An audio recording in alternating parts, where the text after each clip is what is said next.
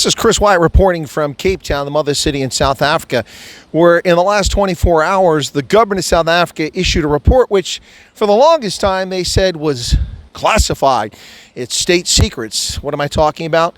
Well, the incident occurred from the 6th to the 8th of December 2022 at the Simonstown Naval Base, located about 40 kilometers south of here, when the Russian-sanctioned freighter, the Lady R, appeared at Simonstown Naval Base after turning off its automated information system, which is the way that ships identify themselves, large cargo ships at sea. Turned it off before entering the port, entered the port, and then unloaded cargo in the dark of night when the entire Simonstown community sits above the naval base and actually saw it. People took videos and photographs of it. The government ignored the situation until pressure mounted. Well, eventually, the United States ambassador to South Africa, Ruben Brigidi, held a press conference in April 2023 in which he claimed that the South African government had sold arms and ammunition to the Russians, and Lady R was the vessel that carried them out of here. Now, in my initial analysis on this, I said, I don't know what happened to Simonstown, but there are some very suspicious things that did occur here. Why would you turn off your AIS? Why would you dock at Simonstown if you simply have cargo? You could have gone to Durban. You could have gone to Cape Town proper. You could have gone to Mossel Bay, many other places where they could have docked at. But they went to Simonstown, to the naval base. Now, one plausible explanation that I made for this early on is quite simple. And if only the government of South Africa had been transparent and honest about this from the outset, they wouldn't have been dealing with the public backlash that they've gotten in the bad international relations.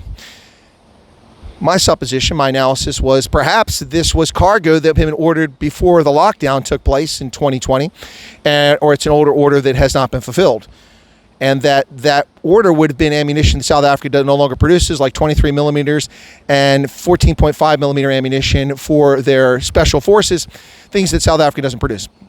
The other thing I said is that the stuff that was loaded onto the ship is likely to be rations, water, medicine, other things that ships do when they refit and refuel at port.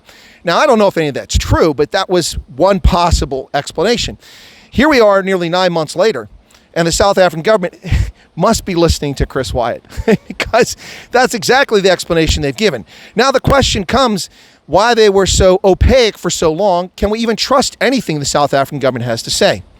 Well, if we can, then I was 100% correct and vindicated, because I said it was something that may have been purchased before the lockdown, and that's exactly what the South African government said.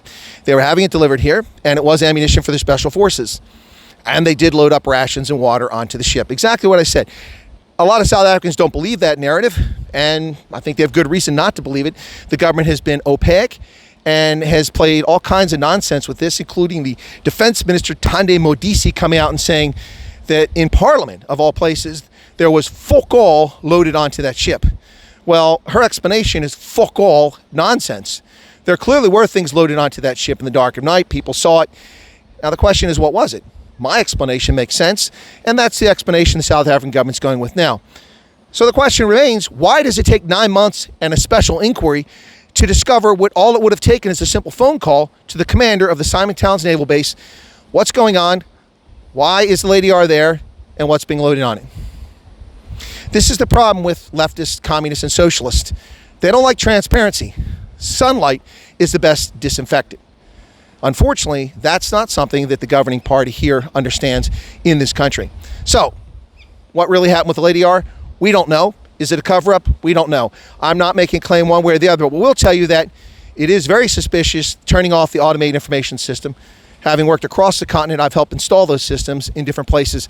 It's a free system that costs nothing, and there's no reason to turn it off. It helps deconflict the shipping channels for large cargo ships. Why did they turn it off? Why was the South African government so opaque? Why were they so long to come with an answer? And why did they so bitterly respond to Ambassador Brigidi's claims that ammunition was loaded on there? If there was no ammunition and arms loaded on the ship, they simply had to come out and say that from the outset. But 9 months later, the African National Congress now gives us a report. And if it's true, I was 100% correct in my analysis. If it's not true, someone's pulling our leg. Chris Wyatt reporting from Cape Town, the mother city of Cape Town.